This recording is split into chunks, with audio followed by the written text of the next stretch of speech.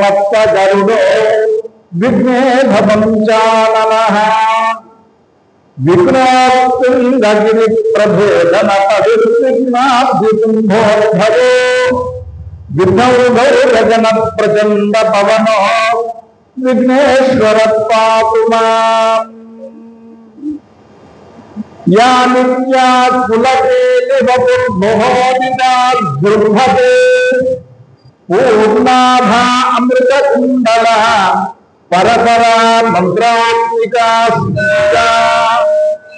మాలా పుస్తకధారిణి నయని కుందేందు వర్ణోజ్వలా నిత్యానంద కుల ప్రకాశ జననీ వాగ్దేవతామాశ్రయే. శ్రీకారాచనగద్భిత అనలశిఖాం సౌక్లీం కళాం బిభ్రతీం సౌవర్ణాంబరధారిణీం వరస్థాం దౌతాం త్రినేత్రోజ్వలాం వందే పుస్తకపాశమంకుశధరాం స్రగ్ధోషితాం దుర్వలాం త్వాం గౌరీం త్రిపురాం పరాత్పరకలాం శ్రీచక్ర సంచారిణీం శ్రియకాంతాయ కళ్యాణ భక్తినాం శ్రీ వెంకట నివాసాయ శ్రీనివాసాయ మంగళం. ఇక్కడ ఆశుకులైనటువంటి అందరికీ కూడా ముందుగా విశ్వావసునామ సంవత్సర ఉగాది శుభాకాంక్షలు తెలియజేస్తున్నాను. క్రోధినామ సంవత్సరం వెళ్ళిపోయింది, విశ్వావసునామ సంవత్సరం వచ్చింది. క్రోధినామ సంవత్సరంలో అనేక ప్రకృతి వైపరీత్యాలను చవిచూశాం. క్రోధినామ సంవత్సరం యొక్క క్రోధాన్ని కూడా మనం చవిచూశాం. విశ్వావసునామ సంవత్సరము వస్తూనే అనేక శుభాలను మనకు తెచ్చింది. అసలు ఈ నామ సంవత్సరం పేరే విశ్వావసు. విశ్వావసు అంటే ఏమిటి? విశ్వావసో నామ గంధర్వ. విశ్వావసు అనేటువంటిది మనకున్నటువంటి 11 మంది గంధర్వులలో ఒక గంధర్వుడి యొక్క పేరు విశ్వావసు. ఆయన ఏం చేస్తాడు? ఒక వివాహం జరిగినప్పుడు వధూవరులు ఇద్దరి మధ్యన కూడా ప్రేమ, అన్యోన్యత, అనురాగం 3 జరగడం కోసం అని చెప్పేసి గంధర్వస్థాపన అని చేస్తారు. ఆ గంధర్వస్థాపన చేసేటువంటి ఆ గంధర్వుడి యొక్క పేరు విశ్వావసు. ఆయన భార్యాభర్తల మధ్య ప్రేమను పెంపొందింపజేస్తాడు. అలాగే శబ్దమందిని చూసుకున్నట్టయితే విశ్వావసో నామ అర్కః. విశ్వ అంటే మొత్తం సమస్తమైనటువంటి విశ్వము అని అర్థం. అర్కః అంటే సూర్య భగవానుడు. విశ్వానికి వసుహు, ఆ వసుహు అంటే చైతన్యం. విశ్వానికంతటికీ కూడా చైతన్యాన్ని ప్రసాదించేటువంటి వాడు సూర్య భగవానుడు అనేటువంటి అర్థం వస్తుంది. విశ్వావసు అంటే ఈ సమస్త జగత్తుకు కూడా చైతన్యాన్ని ఇచ్చేటువంటి వాడు అనేటువంటి మంచి అర్థంతో విశ్వావసు నామ సంవత్సరం మనకి ఇవాళ ఈ రోజుతో ప్రారంభం అవుతోంది. సరే, ఇంత ఆధునిక ప్రపంచంలో కూడా, ఇంత అభివృద్ధి చెందినటువంటి సమాజంలో కూడా పంచాంగ శ్రవణం యొక్క ఆవశ్యకత ఉన్నదా? ఒకసారి మనం ప్రశ్నించుకున్నట్టయితే మన జీవితం మొత్తం కాలంతో ముడిపడి ఉంటుంది. మనం పుట్టడం కాలంలో పుడుతున్నాం, పెరగడం కాలంలో పెరుగుతున్నాం, వృద్ధి పొందడం కాలంలో వృద్ధి పొందుతున్నాం. మనం సుఖము అని ఏదైతే అనుకుంటున్నామో ఆ సుఖాలన్నీ కూడా కాలం నుంచి మనం పొందుతున్నాం. అలాగే ఏదైతే అభివృద్ధి అని అనుకుంటున్నామో అదంతా కూడా కాలము నుంచి మనం పొందుతున్నాం. అలాగే సంపద అని మనం ఏదైతే అనుకుంటున్నామో అది కాలము నందే మనం పొందుతున్నాం. మనం పోయింది అనుకుంటున్నటువంటి ప్రతిదీ కూడా ఎక్కడ పోగొట్టుకుంటున్నాం? కాలము నందే పోగొట్టుకుంటున్నాం. చివరికి మనం ఏమవుతున్నాము? కాలగర్భంలో కలిసిపోతున్నాం. అంటే కాలము అనేటువంటిది మన జీవితానికి ఒక ప్రతీకగా నిలిచిపోయింది. కాబట్టి ఆ కాలమును ఎవరు నిర్దేశిస్తున్నారు? పరమాత్మ. మనం విష్ణుమూర్తి అని అనుకుంటే ఆయన శ్రీ మహావిష్ణువు, పరమేశ్వరుడు అనుకుంటే ఆయన పరమశివుడు. ఇది కాకుండా అమ్మవారు అని అనుకుంటే ఆమె జగదంబ. ఇలా కాలము అనేటువంటి దానికి నిర్వచనంగా మనం చెబుతాం. ఇంకా ఇంత అభివృద్ధి చెందినటువంటి ఈ ప్రపంచంలో ఈ భూమి ఎందుకు తిరుగుతోంది అని ఇదమితంగా చెప్పినటువంటి మొనగాడు లేడు. సూర్యుడు ఎంతకాలం నుంచి వెలుగుతున్నాడు అని లెక్క వేసి చెప్పినటువంటి ఘనుడు లేడు. ఇంకా ఎంతకాలం ఈ సూర్యశక్తి చైతన్యాన్ని ఇస్తుంది అని నిర్ధారణగా చెప్పినటువంటి శాస్త్రవేత్త లేడు. ఇవన్నీ కూడా కాలము నందు అంతర్భాగాలుగా ఉన్నాయి. ఇంత అభివృద్ధి చెందినటువంటి ఈ సమాజంలో, ఈ ప్రపంచంలో మనిషి మనుగడకు ప్రధానంగా శరీరం నిలబడడానికి కావలసినటువంటి రక్తము ఏ కర్మాగారంలోనూ తయారు కాబడడం లేదు. ఎన్నో ఫ్యాక్టరీలు మనకి వచ్చాయి, ఎన్నో ఉత్పత్తులను మనం తయారు చేస్తున్నాం. కానీ మన శరీరంలో ఉన్నటువంటి రక్తాన్ని ఉత్పత్తి చేసేటువంటి పరిశ్రమ ఎక్కడా కూడా ప్రారంభం కాలేదు. ఇవన్నీ కాలమునందు పుట్టి, కాలమునందు పెరిగి, కాలమునందు వచ్చి కాలగర్భంలో కలిసిపోతున్నాయి. కాబట్టి మన జీవితం మొత్తం కాలంతో ముడిపడి ఉన్నది. అటువంటి కాలానికి పగలు రాత్రి అనేటువంటిది మనకి కనిపించేటువంటి వ్యవస్థ. ఈ వ్యవస్థలో ఈ వ్యవస్థను కొలవడానికి ఒక కొలమానం కావాలి. ఆ కొలమానం ఏదైతే ఉన్నదో ఆ కొలమానానికి పంచాంగము అని పేరు. పంచాంగము అనే శబ్దానికి అర్థం ఏమిటి? 5 అంగములతో కూడి ఉన్నది. ఏమిటి 5 అంగాలు? తిథిర్వారాంచ నక్షత్రం యోగం కరణమేవచ. తిథి, వారము, నక్షత్రము, యోగము, కరణము, ఈ 5 అంగాలతో కూడుకున్నటువంటి కొలమానానికి పంచాంగము అని పేరు. సరే, ఈ పంచాంగంలో ఈ 5 అంగాలను మనం వినడం లేదా చదవడం లేదా మనం వాటితో ఉండడం వల్ల మనకి ఏమొస్తుంది అన్నారు. తిథిశ్రియమాప్నోతి. తిథి వల్ల మనకి క్షేమం కలుగుతుంది అన్నారు. అలా ఎలా కలుగుతుందండి అంటే, కొన్ని తిథులలో కొన్ని పనులు చేయకూడదు. ఉదాహరణకు అష్టమి నాడు మనకి ప్రయాణం పనికి రాదు. ప్రయాణం చేస్తే ఏమొస్తుంది? మనకి శ్రేయస్సు కలగదు. అలా ఏ తిథి రోజున ఏ పని చేయాలి? మంగళం కృష్ణ భాగ్యమి. ఇట్లా కొన్ని తిథులు కొన్ని పనుల కోసం నిర్దేశించబడినటువంటివి. అటువంటి వ్యవస్థ ఏదైతే ఉందో దానికి తిథి అని పేరు. వారాంచ ఆయుష్యవర్ధనం. ఒక వారాన్ని మనం అలా అనుసరించి వెళ్ళినట్లయితే మనకు ఆయుర్దాయం కలుగుతుంది అని శాస్త్రం చెప్పింది. అలా ఎలా జరుగుతుంది అంటే, ఉదాహరణకు మంగళవారం ఉందనుకోండి, మంగళవారం నాడు క్షవరం చేయించుకోకూడదు. చేయించుకుంటే ఏమవుతుంది? ఆయుర్దాయం కలుగుతుంది. కాబట్టి ఇట్లా కొన్ని వారాల్లో ఆ పనులు చేయకూడదు. యోగం కరణమేవచ. యోగా ద్రోగ నివారణం.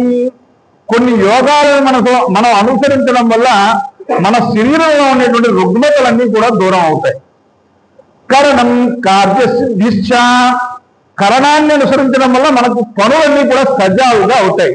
ఇలా ఏ తిథి రోజున ఏ పని ఎలా చేయాలి అనేటువంటిది కాలంతో ముడిపెట్టి చెప్పేటువంటి దానికి పంచాంగము అనేటువంటి పేరున్నది. ఈ పంచాంగం మనకి భారతదేశంలో సనాతన సంప్రదాయంలో ప్రధానంగా 3 గ్రహాల ఆధారంగా గణన జరుగుతోంది. ఒకదానికి చాంద్రమానము అని పేరు. అంటే చంద్రుడి యొక్క గమనం ఆధారంగా లెక్క కట్టేటువంటి దానికి చాంద్రమానము అని పేరు. ఇప్పుడు మనం అనుసరిస్తున్నటువంటి పంచాంగం అంతా కూడా చాంద్రమానానికి సంబంధించినటువంటి పంచాంగం. అందుకనే చూడండి, వివాహ ముహూర్తాలు రాసేటప్పుడు స్వస్తి స్త్రీ చాంద్రమాన అని రాస్తాం. అలాగే సౌరమానము, సూర్యుడు ఏ రాశి ఉంటే ఆ రాశి నుంచి లెక్క కడతారు, దానికి సౌరమానము అని పేరు. మనకి దక్షిణాదిన కర్ణాటక, తమిళనాడు ఈ ప్రాంతాలకు వెళితే సౌరమానము అనేటువంటిది ఆచరణలో ఉన్నది. ఇక 3వ గణితం ఉన్నది, దానికి బార్హస్పత్యమానము అని పేరు. ప్రధానంగా కాశీ వెళ్ళారనుకోండి, కాశీలో ఈ బార్హస్పత్యమానము అనేటువంటిది అమల్లో ఉంటుంది. అలా ఉత్తరాదిలో గుజరాత్, ఉత్తరాఖండ్ ఇటువంటి కొన్ని ప్రాంతాల్లో గణితం అంతా కూడా గురుడు యొక్క లెక్కలతో అనుసంధానించి జరుగుతుంది. అందులో చూడండి, మొన్న అయోధ్య రామాలయంలో ప్రతిష్టా ముహూర్తం పెట్టారు. మనకి ఇక్కడ ముహూర్తాలు లేవు. అది ఏ లెక్కన పెట్టారు అనేది చాలా చర్చ వచ్చింది. అక్కడ బార్హస్పత్యమానము అనేటువంటిది అమల్లో ఉంటుంది. కాబట్టి అక్కడ లెక్కల ప్రకారం అక్కడ ముహూర్తం ఉన్నది. గురుడు యొక్క గమనాన్ని బట్టి చేసేటువంటి గణితానికి బార్హస్పత్యమానము అని పేరు. అలా ఈ పంచాంగ గమనము, పంచాంగము యొక్క గణితము అనేటువంటిది మనకు ప్రధానంగా జరుగుతూ ఉంటుంది. ఇవాళ మనం ఇక్కడ ఉంటున్నటువంటి, ఇవాళ చెప్పుకుంటున్నటువంటి సంవత్సరానికి, ఇవాళ ఏదైతే ప్రారంభమైందో ఆ సంవత్సరానికి విశ్వావసు అని పేరు. ఇది ప్రభవాది సంవత్సరాలతో పోల్చుకుంటే 39వ సంవత్సరం. ఇది విశ్వావసు నామ సంవత్సరం అనేది. కలియుగం ప్రారంభమై ఎన్ని సంవత్సరాలు అయింది? 5129వ సంవత్సరం విశ్వావసు నామ సంవత్సరం ఇవాళ జరిగేటువంటిది. స్వాతంత్రం వచ్చిన తర్వాత 78 సంవత్సరాలు పూర్తయి 79వ సంవత్సరంలో మనం అడుగుపెట్టాం. అలాగే సాక్షాత్తు శంకరుడు అని పిలువబడుతున్నటువంటి ఆదిశంకర భగవత్పాదులు ఇప్పటికీ 2029 సంవత్సరాలు ఇలా శంకర భగవత్పాదుల యొక్క లెక్కగా మనకి వస్తూ ఉంది. ఈ పంచాంగం అనేటువంటి ఈ గణితాన్ని చెప్పుకుంటూ ఈ సంవత్సరం ఏ రాశి ఫలితాలు ఎట్లా ఉన్నాయి, ఏం జరుగుతుంది, ఇవన్నీ కూడా మనం ఒకసారి చూసుకుందాం.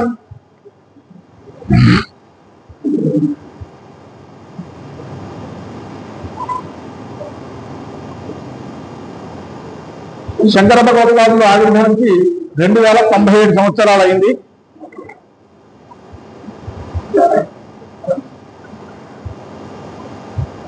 మీరు వినే ఉంటారు షష్టగ్రహ కూటమి. దీనివల్ల చాలా అరిష్టాలు జరుగుతున్నాయి. దేశంలో దేశారిష్ట యోగాలు, చాలా మందికి ఇబ్బందులు. మనకి సోషల్ మీడియా అంతా కూడా చాలా విస్తృతంగా కనిపిస్తున్నటువంటి వార్త. దాంట్లో కొన్ని వాస్తవాలను మనం పరిశీలన చేసినట్టయితే షష్టగ్రహ కూటమి అనేటువంటిది మన మీద అంత పెద్ద ప్రభావాన్ని ఏమి చూపటం లేదు. అసలు షష్టగ్రహ కూటమి అంటే ఏమిటి? 6 గ్రహాలు ఒకే రాశిలో సంచారం చేయడాన్ని షష్టగ్రహ కూటమి అంటారు. అది ఎక్కడ జరుగుతోంది? మీన రాశిలో జరుగుతోంది. కాబట్టి షష్టగ్రహ కూటమి మీన రాశిలో వస్తుంది. మీకు ఇంకొక రహస్యం చెప్తున్నాను. ఈ షష్టగ్రహ కూటమి అనేటువంటిది కేవలం ఒక్కరోజు మాత్రమే. ఇవాళ ఒక్కరోజు మాత్రమే. నిన్న 4 గంటలకు ప్రారంభమైన షష్టగ్రహ కూటమి రేపు ఉదయంతో పూర్తయిపోతుంది. కాబట్టి షష్టగ్రహ కూటమి వల్ల మనకు వచ్చే అనర్థాలు ఏమీ ఉండవు. అందరూ కూడా ధైర్యంగా ఉండవచ్చు. ఎందుకంటే చంద్రుడు రేపు రాశి మారిపోతున్నాడు. చంద్రుడు రాశి మారిపోగానే 6 గ్రహాల స్థానంలో పంచగ్రహ కూటమి 5 గ్రహాలు వస్తాయి. కొన్ని పంచగ్రహ కూటమి వల్ల ఏదైనా అనర్థాలు జరుగుతాయా?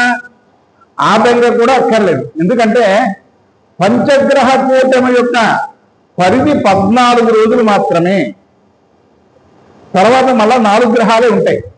కాబట్టి ఈ పంచగ్రహ కూటమి వల్ల కానీ షష్టగ్రహ కూటమి వల్ల కానీ మనకేదో అపకారం జరిగిపోతుంది అనేటువంటి బెంగ మీరు ఎవరు కూడా పెట్టుకోవాల్సినటువంటి అవసరం లేదు. యూట్యూబ్ ఛానల్స్ లో వస్తున్నటువంటి వార్తల కోసం మనం ఆందోళన పడాల్సినటువంటి అవసరం కూడా ఎంత మాత్రం లేదు. ఇదొకటి గమనించండి. అలాగే ఈ సంవత్సరం కొన్ని రాశుల్లో శని సంచారం ప్రారంభం అవుతోంది. కొన్ని రాశులకి ఏలినాటి శని ప్రారంభం అవుతోంది. దీనివల్ల కొన్ని రాశులకి మహర్దశ పట్టబోతోంది. కొన్ని రాశులు చాలా ఇబ్బందులు ఎదుర్కొంటాయని రకరకాల వార్తలు వస్తున్నాయి. దాంట్లో వాస్తవాలు ఎంతవరకు ఉన్నాయి, ఆ రాశి ప్రభావాలు మన మీద ఎంతవరకు పనిచేస్తాయి, వాటి పరిహారాలు ఏమిటి, వాటి నుంచి మనం తప్పించుకునేటువంటి మార్గాలు ఎన్ని ఉన్నాయి, ఇవన్నీ కూడా మనం చక్కగా తెలుసుకుందాం. ఈ సంవత్సరం ఆదివారంతో ప్రారంభమైంది. ఏ రోజైతే ప్రారంభమవుతుందో ఆ రోజుకి అధిపతి ఎవరైతే వాళ్ళు రాజు అవుతారు. అలా ఈ రోజుకి అధిపతి సూర్య భగవానుడు. కాబట్టి ఈ సంవత్సరానికి రాజు ఎవరు? సూర్య భగవానుడు అవుతాడు. మంత్రి చంద్రుడు మంత్రిగా ఉన్నాడు. ఇక్కడ మనం గమనించాల్సినటువంటి విషయం ఏంటంటే ముఖ్యమైనటువంటి 4 విభాగాలు సూర్యుడి యొక్క అధీనంలో ఉన్నాయి. ఏమిటా విభాగాలు? సైన్యాధిపతి సూర్య భగవానుడే, అర్ఘ్యాధిపతి సూర్య భగవానుడే, మేఘాధిపతి సూర్య భగవానుడే, రాజు సూర్య భగవానుడే. ముఖ్యమంత్రి గారి చేతిలో మొత్తం ముఖ్యమైనటువంటి విభాగాలన్నీ ఉన్నట్టుగా ఇవాళ సూర్య భగవానుడి చేతిలో మొత్తం వ్యవస్థ అంతా కూడా ఉండిపోయింది. మేఘాధిపతి సూర్య భగవానుడు అవడం వల్ల మనకి చేకూరేటువంటి ప్రయోజనం ఏమిటి? మేఘాలు ఉంటే కదండి వర్షాలు కురిసేది. రాజే ఆ మేఘాలకు అధిపతి. సూర్య భగవానుడు ప్రచండంగా ఉంటేనే నీరంతా ఆవిరి గాలిలోకి చేరుకుని మేఘాల రూపంలో వచ్చి మళ్ళీ తిరిగి వర్షించి భూమి మీద పడుతుంది. ఇది వ్యవస్థ. కాబట్టి ఆ మేఘాలన్నింటికి కూడా అధిపతి సూర్య భగవానుడు కావడం వల్ల ఈ సంవత్సరం విస్తారంగా వర్షాలు పడతాయి. ఇదోటి మనకు అర్థమవుతున్నటువంటి విషయం. సైన్యాధ్యక్షుడు రాజు. ఎప్పుడు సైన్యానికి సంబంధించిన విభాగం రాజు చేతిలో ఉండడం వల్ల ఏమవుతుంది? సైనిక వ్యవస్థ బలోపేతం అవుతుంది. కాబట్టి పొరుగు దేశాలు మన మీద ఏదైనా దాడి చేయాలన్నా కూడా భయపడతాయి. ఎందుకంటే అంతా కూడా సుప్రీం కమాండ్ ఆధారంలో ఉంటుంది. కాబట్టి సైనిక వ్యవస్థ చాలా బలోపేతంగా ఉంటుంది. నిఘా వ్యవస్థ బాగుంటుంది. కాబట్టి ఈ సంవత్సరం విశ్వావసునామ సంవత్సరంలో పాకిస్తాన్ నుంచి మనం కోల్పోయినటువంటి కొంత భూమి, బంగ్లాదేశ్ నుంచి కొంత భూమి కూడా భారత భూభాగంలో కలవడానికి అవకాశాలు కనిపిస్తున్నాయి. ఇది సూర్య భగవానుడి యొక్క అనుగ్రహం ద్వారా జరుగుతుంది. ఇదొకటి ఈ సంవత్సరం మనం గమనించాల్సినటువంటి విషయం. అలాగే పూర్వ సస్యాధిపతి గురుడు ఈ సంవత్సరం నవనాయకుల్లో ఒక్క పూర్వ సస్యాలకు మాత్రమే అధిపతిగా ఉన్నాడు. అసలు పూర్వ సస్యాలు అంటే ఏమిటి? మనం ఏదైతే ప్రధానంగా తింటామో ఆ ధాన్యాలకి పూర్వ సస్యాలు అని పేరు. అంటే వరి, గోధుమ, మొక్కజొన్న వీటన్నిటికీ కూడా అధిపతి గురుడు. దీనివల్ల వాటి యొక్క దిగుబడి బాగుంటుంది. అపర సస్యాలన్నిటికీ కూడా అధిపతి కుజుడు. అపర సస్యాలంటే ఏమిటి? అపరాలంటే పెసలు, మినుములు, శనగలు, బొబ్బర్లు, కందులు ఇటువంటి అన్నింటికీ కూడా అపరాలు అని పేరు. మెట్ట పంటలన్నీ కూడా అపరాల్లోకి వస్తాయి. ఈ అపరాలన్నిటికీ కూడా కుజుడు అధిపతి. కాబట్టి కుజుడు ఎప్పుడైతే అధిపతిగా ఉన్నాడో ఎర్ర నేలలు బాగుంటాయి, మెట్ట ప్రాంతాలు బాగా దిగుబడి ఇస్తాయి, ఆ వ్యవసాయం అంతా కూడా బాగా లాభసాటిగా ఉంటుంది అనేటువంటిది మనకి క్షుణ్ణంగా అర్థమవుతుంది. రసాధిపతి ఇది శనేశ్వరుడు. ఈ రసాలన్నిటికీ కూడా అధిపతి శనేశ్వరుడు. కాబట్టి ఏం జరుగుతుంది, లోహాల యొక్క ధరలన్నీ కూడా పెరుగుతాయి. విశేషంగా బంగారానికి ధర బాగా బాగుంటుంది. వెండి బంగారం ధరలు ఇంకా రికార్డుల మీద రికార్డులు కొట్టేటువంటి అవకాశం ఈ సంవత్సరం ప్రస్ఫుటంగా కనిపిస్తోంది. నీరసాధిపతి. నీరసాధిపతి అంటే ఏమిటి, మనకు నీరసం రావడం కాదు, అంటే రసము లేనిది నీరసము అన్నారు. డ్రై ఫ్రూట్స్, ఎండు జాతికి చెందినటువంటివి, వీటన్నిటికీ అధిపతి కుజుడు.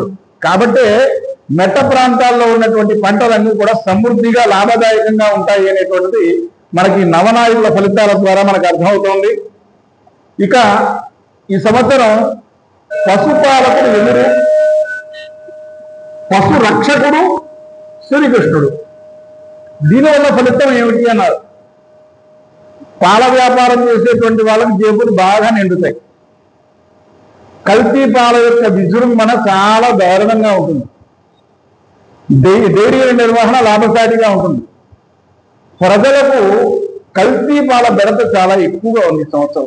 కాబట్టి ఆ విషయంలో మనం కొన్ని జాగ్రత్తలు పాటించక తప్పదు. ఇక ఈ సంవత్సరం ఫలితాలు ఎట్లా ఉంటాయో ఒకసారి చూద్దాం. ఈ సంవత్సరంలో సరస్వతీ నదికి పుష్కరాలు వస్తున్నాయి. గురుడు ప్రధానంగా మిథున రాశిలో సంచారం చేసినప్పుడు సరస్వతీ నదికి పుష్కరాలు వస్తాయి. ఈ సరస్వతీ నది భారతదేశం మొత్తం మీద ఒక్కచోటే ఉన్నది. ఉత్తరాఖండ్ రాష్ట్రంలో బదరీనాథ్ దాటిన తర్వాత మానా అనేటువంటి గ్రామం దగ్గర కేవలం 2 కిలోమీటర్ల పరిధిలో మాత్రమే మనకి సరస్వతీ నది యొక్క ప్రస్తావన కనిపిస్తుంది. మరి ఎక్కడో ఉత్తరాఖండ్లో ఉండేటువంటి అక్కడికి మనం మేము వెళ్ళలేము, వయస్సు రీత్యా వెళ్ళలేము. ఇక ఏదైనా మార్గం ఉందా? ఉంది. ప్రయాగ దగ్గర అలహాబాద్ త్రివేణి సంగమము అనేటువంటిది కనిపిస్తుంది. అక్కడ సరస్వతీ నది అంతర్వాహినిగా ప్రవహిస్తాం. కాబట్టి అక్కడ స్నానం చేసినా కూడా మీకు పుష్కరాల్లో స్నానం చేసినటువంటి ఫలితం వస్తుంది. ఇంకో మార్గం ఏదైనా ఉందా అన్నారు. ఇంకా మార్గం ఉంది. స్వామి పుష్కరిణి తటే, సాక్షాత్తు తిరుమలలో ఉన్నటువంటి స్వామి పుష్కరిణి సరస్వతీ నదియే అని శాస్త్రం చెబుతాం. వేదాల్లో చాలా చోట్ల ఈ ప్రస్తావన స్పష్టంగా ఉంది. కాబట్టి మీరు చక్కగా తిరుపతి వెళ్ళి ఆ వెంకటేశ్వర స్వామిని దర్శనం చేసుకుంటూ స్వామి పుష్కరిణిలో స్నానం చేస్తే పుణ్యము, పురుషార్థము, పుష్కరిణి స్థానము 3 ఏకకాలంలో లభ్యమయ్యేటువంటి యోగం కలుగుతుంది. ఈ సంవత్సరం పుష్కరాలు మే నెల 9వ తేదీన ప్రారంభమవుతున్నాయి. అక్కడి నుంచి 12 రోజుల పాటు పుష్కరాలు కొనసాగుతాయి. కాబట్టి ఇది గమనించండి. అలాగే వైశాఖ శుద్ధ సప్తమి మే నెల 4వ తారీఖు నుంచి చిన్న కర్తరి, దీన్ని డొల్లు కర్తరి అని కూడా అంటారు, ఇది ప్రారంభమవుతోంది. 11వ తారీఖు నుంచి నిజ కర్తరి అనేటువంటిది ప్రారంభమవుతుంది. 28వ తారీఖు వరకు ఈ నిజ కర్తరి అనేటువంటిది ఉంటుంది. ఈ కర్తరిలో ఏం చేయొచ్చు, ఏం చేయకూడదు, మట్టి పనులు చేయకూడదు, గృహ సంబంధమైనటువంటి కలప పనులు చేయకూడదు, పైకప్పులు వేయకూడదు. ఇది నియమం. అయితే స్లాబులు వేసుకోవచ్చా? నిరభ్యంతరంగా వేసుకోవచ్చు. స్లాబులకి దీనికి సంబంధం లేదు. ఎందుకంటే ఇది వరకున పైకప్పులన్నీ కూడా కలపతో చేసేవారు. అలాగే పెంకులు వేసేవారు. పెంకులు మట్టితో చేసేటువంటి పని ద్వారా ఉండేటువంటివి కాబట్టి కర్తరి అనేటువంటిది ఇదివరకు చాలా ప్రాధాన్యంగా ఉండేది. ఇప్పుడంతా కూడా కాంక్రీటే కాబట్టి దానికి ఎటువంటి దోషం లేదు. పైకప్పులు వేసుకునేటువంటి వారికి కర్తరితోటి సంబంధం లేదు. ఇదొకటి మనం గమనించాలి. ఈ సంవత్సరం గురుమూఢమి జూన్ నెల 11వ తేదీ నుంచి ఆషాఢ బహుళ విధియ అంటే జూలై నెల 12వ తేదీ వరకు కూడా గురుమూఢమి ఉంది. అందువల్ల జూన్ నెల మొదటి వారం తర్వాత మనకి ముహూర్తాలు లేవు. జూలై నెలలో కానీ ఆగస్టు నెల 2వ వారం చివరి వరకు కూడా ముహూర్తాలు కనిపించడం లేదు. ఇదొకటి మనం గమనించాలి. అలాగే మార్గశిర శుద్ధ అష్టమి నవంబర్ నెల 28వ తేదీ నుంచి ఫిబ్రవరి నెల 14వ తేదీ 2026వ సంవత్సరం అప్పటి వరకు కూడా శుక్రమూఢమి ఉంది. ఈ సంవత్సరం డిసెంబర్ నెలలో ఎటువంటి ముహూర్తాలు లేవు. ఇంకో ముఖ్యమైనటువంటి విషయం ఏంటంటే ఉపనయన ముహూర్తాలు కూడా చాలా తక్కువగా ఉన్నాయి. వివాహాలకి ఉపనయన ముహూర్తాలతో ముడిపడి ఉన్నటువంటి వాళ్ళు ఈ విషయాన్ని ప్రధానంగా గమనించెదరుగాక. అలాగే ఈ సంవత్సరం గ్రహణాల విషయానికి వస్తే 4 గ్రహణాలు చెప్పారు, కానీ దాంట్లో 2 గ్రహణాలు మాత్రమే భారతదేశంలో కనిపిస్తాయి. దాంట్లో ఒకటి మాత్రమే సంపూర్ణమైనటువంటి గ్రహణము. భాద్రపద మాసంలో శుద్ధ పూర్ణిమ అంటే సెప్టెంబర్ నెల 7వ తేదీ ఆదివారం అయింది. ఆ రోజు సంపూర్ణ రాహుగ్రస్త చంద్రగ్రహణం కనిపిస్తోంది. చాలా కాలం సంపూర్ణమైనటువంటి చంద్రగ్రహణం వచ్చి అది ఈ సంవత్సరంలో సెప్టెంబర్ నెల 7వ తారీఖున మనకు కనిపిస్తుంది. అది సుమారుగా 3 గంటల 47 నిమిషాలు కనిపిస్తుంది మనకి. ప్రస్తుతంగా అందరం చూడొచ్చు. చాలా పట్టైనటువంటి చంద్రగ్రహణం. అది చాలా విశేషత ఉంది ఆ గ్రహణానికి. ఆ గ్రహణం కుంభరాశి మీద ఎక్కువ ప్రభావాన్ని చూపుతోంది. దాని గురించినటువంటి వివరాలు నేను తెలియజేస్తాను. అలాగే పాల్గొన మాసంలో పూర్ణిమ శుద్ధ పూర్ణిమ అంటే మార్చి నెల 3వ తారీఖున ఖండగ్రాసంగా అంటే పాక్షికంగా చంద్రగ్రహణం ఏర్పడుతుంది. కేతు గ్రహం పట్టుకోవడం వల్ల ఏర్పడేటువంటి చంద్రగ్రహణము. ఇది పగలు మాత్రమే వస్తుంది. ఇది పెద్దగా ప్రభావాన్ని చూపదు, మనకు కనిపించదు కూడా. అయినా కూడా భారతదేశంలో సంచారంలో ఉంది కాబట్టి మనం ఆ గ్రహణాన్ని పాటించాలి. గురుడు ఈ సంవత్సరం ప్రధానంగా 3 రాశుల్లో సంచారం చేస్తున్నాడు. వృషభ రాశి, మిథున రాశి, కర్కాటక రాశి. 30 సంవత్సరాల తర్వాత గురుడు అతిచారంలో వచ్చాడు. అతిచారం అంటే ఏమిటి? ముందుగా అన్ని కాలం ఆయన రావాల్సిన దానికన్నా ముందుగా రావడం. అత్యుత్సాహాన్ని ప్రదర్శించుకునే మంది మనం రావాల్సిన సమయానికన్నా ముందు వస్తారు. దానికి అతిచారము లేదు. ఈ అతిచారం వల్ల ఏం జరుగుతుంది? ఘర్షణలు, అల్లర్లు ఇటువంటివన్నీ కూడా జరుగుతాయి. ఇది కొంత అవకాశం ఉంది ఈ సంవత్సరం. వాటి విషయంలో కొన్ని జాగ్రత్తలు తప్పనిసరిగా తీసుకోవాలి.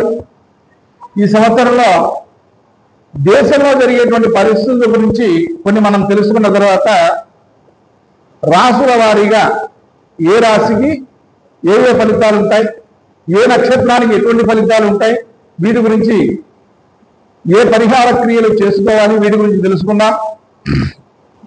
ఈ ఏడాది గ్రహస్థితిని పరిశీలన చేస్తే నైరుతి ఋతుపవనాలు సకాలంలోనే వస్తాయి.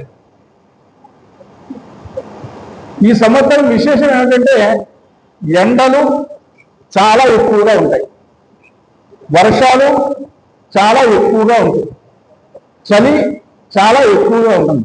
అంటే ప్రతిదీ కూడా తీవ్రముగానే ఉంటుంది. ఎందుకు జరుగుతుంది ఇలా? కాలసర్పదోష ప్రభావం ఒకటి, షష్టగ్రహ కూట ప్రభావం ఒకటి, ఈ రెండూ కూడా పడుతున్నాయి. ప్రధానంగా సూర్య భగవానుడు రాజు కావడం వల్ల పరిపాలన బాగుంటుంది, అందులో అనుమానం లేదు. కానీ పరిపాలన చేసేటువంటి వాళ్ళకి మొళ్ళ మీద కూర్చున్నట్టుగా ఉంటుంది. వాళ్ళు అంత తేలిక ఉండదు. సంక్షేమ పథకాల అమలు చాలా ఇబ్బందులకు గురి చేస్తుంది. వాటిని మానలేరు, కొనసాగించలేరు. కొన్ని సంక్షేమ పథకాలు వెనకంజ వేస్తాయి. వాటి కోసం ప్రజల నుంచి తీవ్రమైనటువంటి వ్యతిరేకతను కూడా పాలకులు ఎదుర్కోవాల్సినటువంటి పరిస్థితి విశ్వావసునామ సంవత్సరంలో ప్రధానంగా కనిపిస్తోంది. జాతీయ రహదారుల్లో కొంచెం ప్రమాదాలు కూడా అధికంగానే కనిపిస్తున్నాయి. కిడ్నాపులు, దొంగతనాలు, సైబర్ నేరాలు ఇవన్నీ కూడా ఈ సంవత్సరం కొంచెం ఎక్కువగానే కనిపిస్తున్నాయి. కాబట్టి వీటి పట్ల మనం అప్రమత్తంగా ఉండాల్సినటువంటి అవసరం కనిపిస్తోంది. ఈ సంవత్సరం మరొక విశేషం కనిపిస్తోంది. ఇది ప్రతి ఒక్కరు జాగ్రత్తగా గమనించాల్సినటువంటి విషయం. వయస్సులో ఉన్నటువంటి అమ్మాయిల మీద కొంచెం ఇబ్బందికరమైనటువంటి చర్యలు, వాటి మీద ఆకర్షణలకు లోబడేటువంటి చర్యలు కూడా అధికంగా ఉంటాయి. కాబట్టి అమ్మాయిలు ఉన్నటువంటి వాళ్ళు కొంతమంది తల్లిదండ్రులు చాలా జాగ్రత్తలు పాటించాల్సినటువంటి సంవత్సరంగా విశ్వావసునామ సంవత్సరము అనేటువంటిది కనిపిస్తోంది. అంతరిక్ష ప్రయోగాల్లో భారతదేశం యొక్క కీర్తి మరింతగా పెరిగేటువంటి సంవత్సరం. గురుడు అతిచారంలో ఉండడం వల్ల రోగాల యొక్క తీవ్రత పెరుగుతుంది. హాస్పిటల్ వ్యాపారాలు బాగా పెరుగుతాయి. మెడికల్ మాఫియా చాలా విజృంభణగా ఉంటుంది. ప్రతి ఒక్కళ్ళకి కూడా వైద్య ఖర్చులు పెరుగుతాయి. ఈ విషయంలో మనం జాగ్రత్తలు పాటించాల్సినటువంటి అవసరం అయితే కనిపిస్తోంది. సస్యాధిపతి గురుడు కావడం వల్ల ఎరుపు ధాన్యాలు, భూములు ఎక్కువగా ఫలిస్తాయి. వ్యవసాయ రంగంలో పెట్టుబడులు కూడా అధికంగానే ఉంటాయి. 4 విభాగాలకు రవి ఆధిపత్యంగా వహించడం వల్ల గోధుమల ధర, మిర్చి, అపర ధాన్యాలు, కొబ్బరి, వేరుశనగ వీటి ధరలు బాగా గిట్టుబాటు ఉంటాయి. వాటి వల్ల వ్యాపారస్తులు బాగా లాభపడతారు. నూతన పరిశ్రమలు తేవడం కోసం చాలా ప్రయత్నాలు చేస్తారు, కానీ ఆశించినటువంటి ఫలితం అయితే కనిపించదు. కేంద్రం ఎంత సహకారం అందించినప్పటికీ కూడా రాష్ట్రాలకు ఇబ్బందులు తప్పేటట్లుగా కనిపించడం లేదు. రవి అర్ఘ్యాధిపతి కావడం వల్ల ప్రతి వస్తువుకు కూడా ధర పెరిగేటువంటి అవకాశం కనిపిస్తోంది. ఇందువల్ల ఏం జరుగుతుంది? ఆర్థిక మాంద్యం బాగా పెరిగేటువంటి అవకాశం కనిపిస్తోంది. క్రోధనామ సంవత్సరంలో రియల్ ఎస్టేట్ వ్యాపారం చాలా ఇబ్బందులు పడింది. కానీ విశ్వావసునామ సంవత్సరంలో రియల్ ఎస్టేట్ వ్యాపారం చాలా పుంజుకుంటుంది. భూముల ధరలు పెరుగుతాయి. ఆ వ్యాపారస్తులకు మంచి లాభాలు వస్తాయి. ఈ సంవత్సరం రియల్ ఎస్టేట్ వాళ్ళందరికీ కూడా పండగే. దేశం అంతా కూడా మంచి వర్షపాతం, సగటు వర్షపాతం నమోదవుతుంది. ఉత్తరాఖండ్ రాష్ట్రంలో కొండ చర్యలు విరిగి పడడం వల్ల రహదారులు మూతపడి కొన్ని రోజులు బద్రీనాథ్ యాత్ర నిలిచిపోయేటువంటి అవకాశాలు కూడా విశ్వావసునామ సంవత్సరంలో కనిపిస్తోంది. మిర్చి, పొగాకు, పత్తి, పువ్వులు, గోధుమలు, పసుపు, కంద, మినుములు, పెసలు, బొబ్బర్లు, ఆవాలు, ధనియాలు ఇటువంటి పంటలు మంచిగా పండుతాయి. రైతులకు మంచి లాభసాటిగా మిగులుతాయి. కొబ్బరి పంట కూడా చాలా బాగుంటుంది ఈ సంవత్సరం. డైరీలు నడిపేటువంటి వాళ్ళు, ఇందాక చెప్పాను, పాల ఉత్పత్తులకు సంబంధించినటువంటి వ్యాపారాలు చేసేటువంటి వాళ్ళందరూ కూడా మంచి లాభాలు పొందుతారు ఈ సంవత్సరం. బంగారం ధర ఖచ్చితంగా రికార్డుల మీద రికార్డుల మోత ఈ సంవత్సరం కనిపిస్తోంది. బంగారం మీద కలి ప్రభావం కనిపిస్తోంది. కాబట్టి బంగారం కోసం అఘాయిత్యాలకు పాల్పడేటువంటి వారి సంఖ్య పెరుగుతుంది. తస్మాత్ జాగ్రత్త, మన జాగ్రత్తలో మనం ఉండాల్సినటువంటి పరిస్థితులు కనిపిస్తున్నాయి. కుజుడు ధాన్యాధిపతి కావడం వల్ల మెట్ట పంటలు అందరికీ కూడా లాభసాటిగా ఉంటాయి. నిలవదారులు మంచి లాభాలను గడించేటువంటి అవకాశం కనిపిస్తోంది. కేంద్ర ప్రభుత్వం తీసుకొచ్చేటువంటి చట్టాలకి మంచి మెజారిటీ లభిస్తుంది. ప్రజల నుంచి కూడా మంచి సపోర్ట్ లభిస్తుంది. కొన్ని పెండింగ్ లో ఉన్నటువంటి ముఖ్యమైనటువంటి చట్టాలు ఈ సంవత్సరం మనకి అమలులోకి వచ్చేటువంటి అవకాశం సంపూర్ణంగా కనిపిస్తోంది.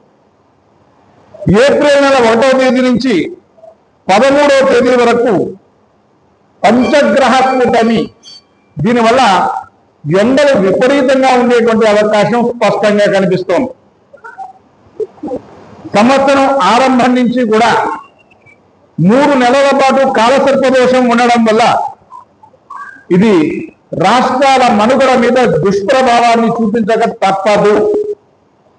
ఈ ఏడాది పాపగ్రహాల యొక్క ఆధిపత్యం బాగా ఎక్కువ. నవనాయకుల ఫలితాల్లో 6 గ్రహాలు పాపగ్రహాలుగాను 3 గ్రహాలు మాత్రమే శుభగ్రహాలుగాను ఉన్నాయి. అందువల్ల పొగమంచు బాగా విపరీతంగా ఉంటుంది.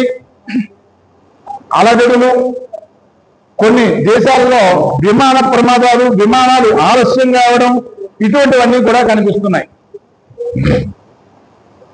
నక్షత్రాల వారీగా చూసుకున్నట్టయితే మీకు కావలసినటువంటి ఫలితాలను అందిస్తున్నాను. అశ్విని నక్షత్రం, పుష్యమి నక్షత్రం, స్వాతి నక్షత్రం, ఈ 3 నక్షత్రాల వారికి కూడా ఆర్థికంగా మంచి లాభసాటి ఉంటుంది. డబ్బు బాగా కలిసి వస్తుంది. భరణి నక్షత్రం, ఆశ్లేష నక్షత్రం, విశాఖ నక్షత్రం, శ్రవణ నక్షత్రం, ఈ 4 నక్షత్రాలకి కూడా కొంచెం మానసిక అశాంతి కనిపిస్తోంది. ఆలోచనలు తగ్గించుకోవాలి. కొంచెం ఇబ్బందిగా ఉన్నప్పుడు మీరు రుద్రాభిషేకం చేసుకోవడం వల్ల మీకు మంచి ఫలితాలు ఉంటాయి. అది గమనించండి. కృత్తికా నక్షత్రం, మఖ నక్షత్రం, అనురాధ, ధనిష్ట, ఈ 4 నక్షత్రాలకి కూడా రాజపూజ్యం చాలా బాగుంది. అంటే మీకు ప్రజల నుంచి, కుటుంబం నుంచి కూడా మంచి సహకారం అందేటువంటి అవకాశం స్పష్టంగా కనిపిస్తోంది. రోహిణి నక్షత్రం, పుబ్బ నక్షత్రం, జ్యేష్ఠ నక్షత్రం, ఈ 3 నక్షత్రాల వాళ్ళు కూడా నోరు బాగా అదుపులో ఉంచుకోవాలి. అది పాటించాల్సినటువంటి అవసరం ఉంది. జాగ్రత్త పడండి. ఇక మృగశిర నక్షత్రం, ఉత్తరా నక్షత్రం, మూలా నక్షత్రం, పూర్వభద్ర నక్షత్రం, వీళ్ళకి చేతిలో డబ్బుంటే ఏదో కొనేది తప్పదు. కాబట్టి వీళ్ళు ఆ ఖర్చు, అలంకార సామాగ్రి ఖర్చు పెడతారు, నగలు కొంటారు. కాబట్టి వీళ్ళు ఖర్చు తగ్గించుకోవడానికి ప్రయత్నం చేయాల్సినటువంటి పరిస్థితి కనిపిస్తోంది. ఇక ఆరుద్ర నక్షత్రం, హస్త నక్షత్రం, పూర్వాషాఢ నక్షత్రం, ఉత్తరాభాద్ర నక్షత్రం, ఈ నక్షత్రాల వాళ్ళకి ఆరోగ్యాన్ని జాగ్రత్తగా ఉంచుకోవాల్సినటువంటి అవసరం కనిపిస్తుంది. ఇక పునర్వసు నక్షత్రం, చిత్తా నక్షత్రం, ఉత్తరాషాఢ నక్షత్రం, రేవతి నక్షత్రం, ఇప్పుడు చెప్పినటువంటి 4 నక్షత్రాలు పునర్వసు, చిత్త, ఉత్తరాషాఢ, రేవతి, వీళ్ళు హాయిగా ఆనందంగా ఉండవచ్చు. అన్ని రకాలుగా చాలా అనుకూలమైనటువంటి వాతావరణం ఉంది. వీళ్ళకి ఆయుర్వృద్ధి, చక్కగా ఆనందంగా ఉంటారు. గ్రహాలన్నీ కూడా మంచి అనుకూలతగా ఉన్నాయి. ఇక ఈ సంవత్సరం రాశుల విషయానికి వస్తే మొత్తం మనకి 12 రాశులు ఉన్నాయి. 12 రాశుల్లో టాప్ మోస్ట్ నెంబర్ 1 అనదగినటువంటి రాశి వృషభ రాశి. ఈ రాశిలో ఉన్నటువంటి వాళ్ళు చాలా ఆనందంగా ఉంటారు. చాలా చక్కటి అవకాశం ఉంది. అయితే ఈ వృషభ రాశి వారు కూడా నోటి దురుసులు పూర్తిగా తగ్గించుకోవాలి. వాళ్ళకు ఉన్నటువంటి ఇబ్బంది అది ఒకటే కనిపిస్తాం. ఇక రెండవ స్థానంలో బాగున్నటువంటి మొత్తం 6 రాశులు చాలా బాగుంది ఈ సంవత్సరం. 12 రాశుల్లో 6 రాశులు చాలా బాగుంది. రెండవ రాశి సింహరాశి. వీళ్ళకి బాగుంది, కానీ వీళ్ళు సొంతంగా వాహనాలు నడపాల్సినటువంటి అవసరం ఏర్పడితే మాత్రం వాహనాలు నడిపేటప్పుడు జాగ్రత్తగా ఉండాల్సినటువంటి అవసరం కనిపిస్తుంది. ప్రాణభయం లేదు, కానీ వాహనాలు నడిపేటప్పుడు జాగ్రత్తగా ఉండాల్సినటువంటి అవసరం మనకు కనిపిస్తుంది.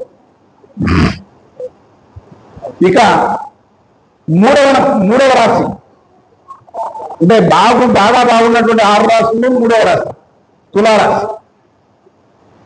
వీళ్ళకి ఎదురు లేదు.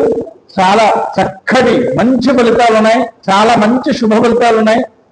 వీళ్ళకి చాలా చాలా చాలా మంచి జరుగుతుంది ఈ సంవత్సరం. ఎటువంటి ఇబ్బంది కూడా లేదు.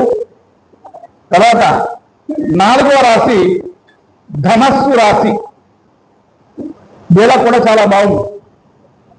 కొత్తగా వ్యాపారాలు చేయాలి అనుకుంటే మాత్రం ధనస్సు రాశి వాళ్ళు ఈ సంవత్సరం ప్రారంభం చేయాల్సినటువంటి అవసరం కనిపిస్తోంది. 5వ రాశి మకర రాశి. ఈ రాశి కూడా చాలా బాగుంది, ఏ అనుమానం లేదు. 6వ రాశి కుంభరాశి. కుంభరాశిలో శని సంచారం జరుగుతోంది. అయితే మొదటి దశ వెళ్ళిపోయి 2వ దశలోకి శని సంచారం ప్రారంభమైంది కాబట్టి వీళ్ళు ఎంత కష్టపడితే అంత మంచి ఫలితాలు వస్తాయి. వీళ్ళు ఖాళీగా కూర్చున్నారా, శని ప్రభావం చాలా తీవ్రం అయిపోయేటువంటి అవకాశాలు కనిపిస్తున్నాయి. కాబట్టి వీళ్ళు నిరంతరం శ్రమ పడాల్సినటువంటి పరిస్థితి కనిపిస్తుంది. ఈ సంవత్సరం చాలా చాలా జాగ్రత్తగా ఉండాల్సినటువంటి రాశులు 2 ఉన్నాయి. అవి మీనరాశి, మేషరాశి. వీళ్ళు ఏమి చేయకపోవడం చాలా మంచిది. ఇక తటస్థంగా ఉండేటువంటి రాశి ఒకటి ఉన్నది.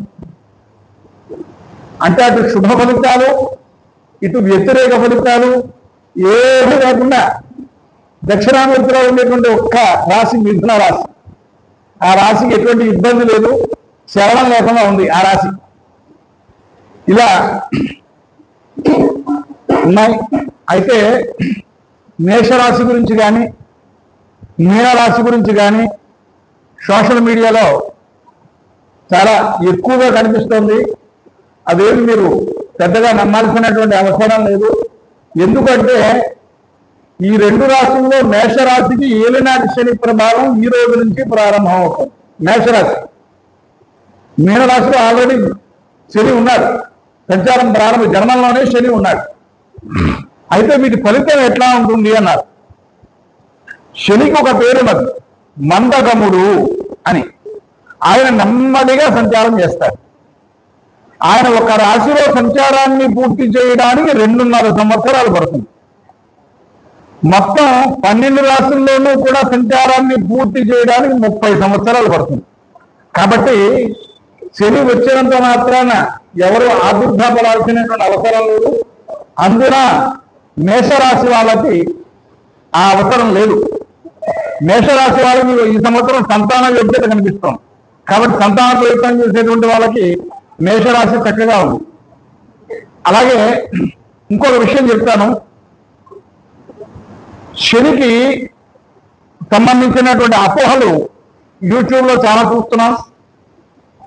మీనరాశి మీద, మేషరాశి మీద శని సంచారం చాలా ఎక్కువగా ఉంది.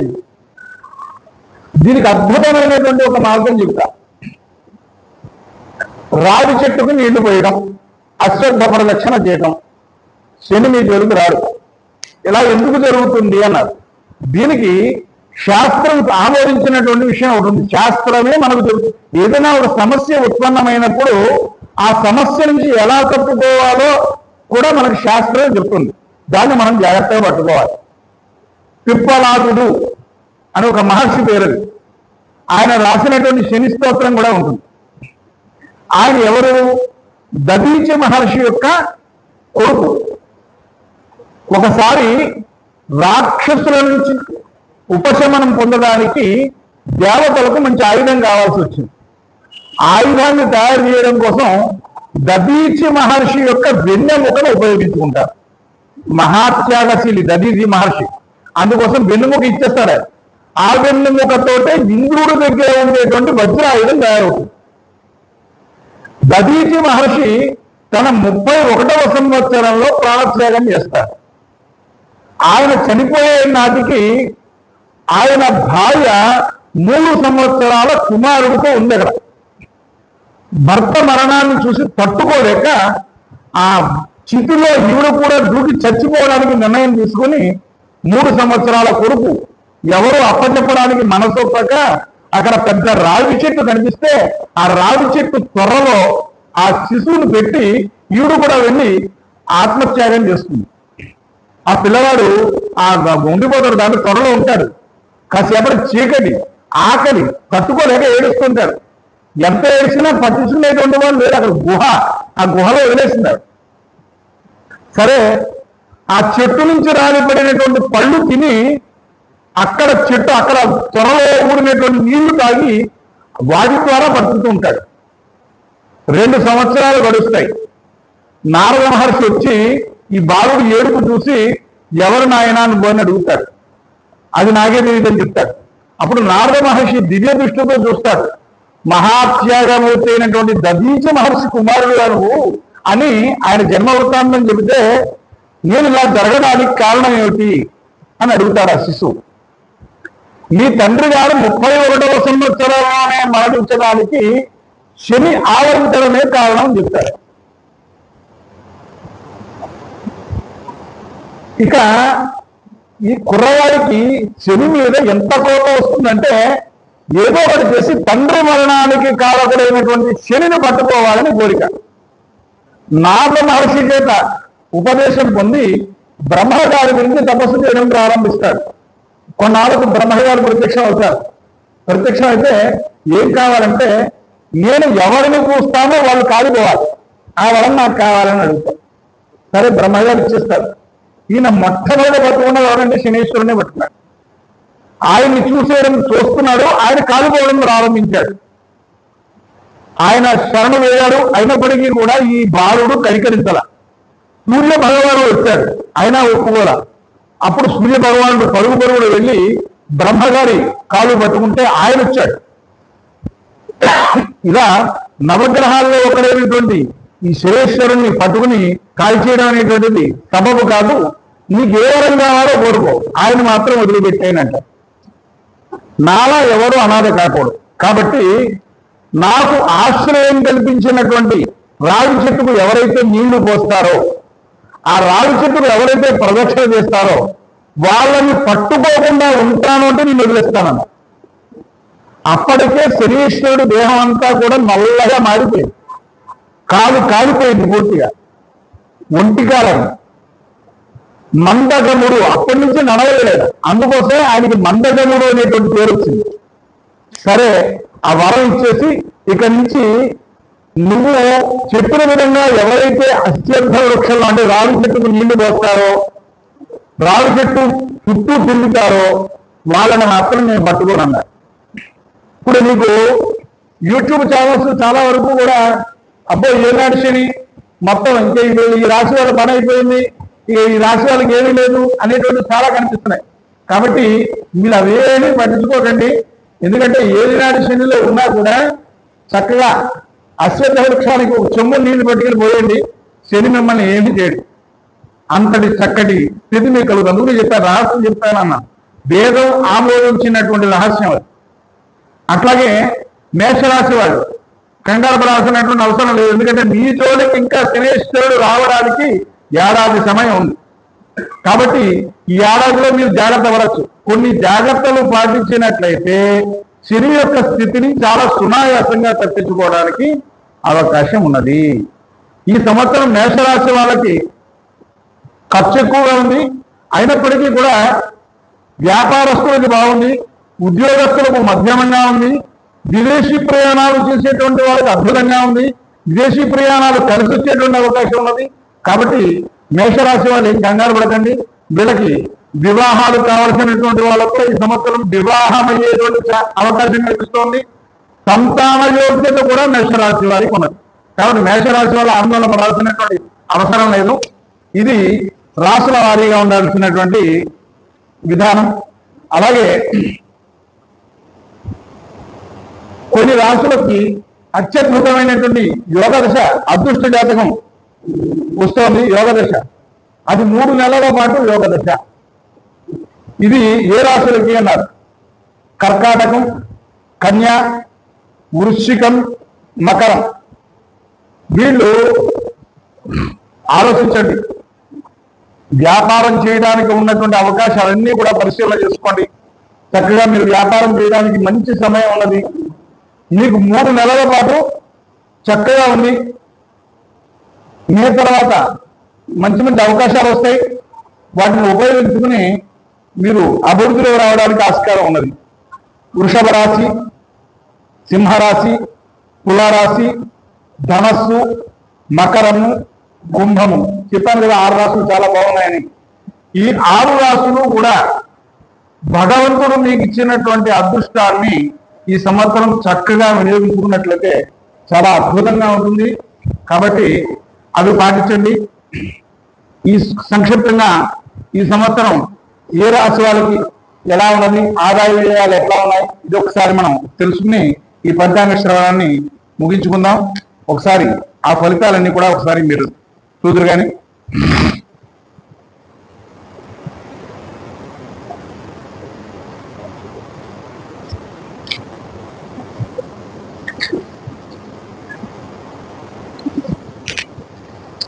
ముందుగా మేషరాశి, అశ్విని నక్షత్రంలో 4 పాదాలు, భరణి నక్షత్రంలో 4 పాదాలు, కృత్తికా నక్షత్రంలో మొదటి పాదము. ఈ 9 పాదాలకు మేషరాశి అని పేరు. ఈ మేషరాశి వారికి ఆదాయం 2, వ్యయం 14, రాజపూజ్యం 5, అవమానం 7 ఉంది. ఖర్చు అయితే చాలా అధికంగా ఉంది. కంగారు పడకండి. ఏలినాటి శని ఉంది కాబట్టి క్రమశిక్షణ కలిగినటువంటి జీవితాన్ని ఆరంభించడం కోసం ప్రయత్నం చేయండి. మీ దగ్గర ఆకస్మికంగా ఖర్చులు పెరిగేటువంటి అవకాశం ఉంది కాబట్టి ప్రధానంగా మేషరాశి వారు 3 నెలల ఆదాయాన్ని రిజర్వ్డ్గా ఉంచుకోవాల్సినటువంటి అవసరం కనిపిస్తుంది. అదొకటి ఖచ్చితంగా అనుసరించండి, మీకు ఇబ్బందులు లేకుండా ఉంటాయి. శని సంవత్సర ప్రారంభంలో పూర్వభాద్ర నక్షత్రంలో సంచారం చేయడం వల్ల అంత తీవ్రతైతే మీకైతే కనిపించదు. ఆర్థికంగా లాభం బాగానే ఉంది.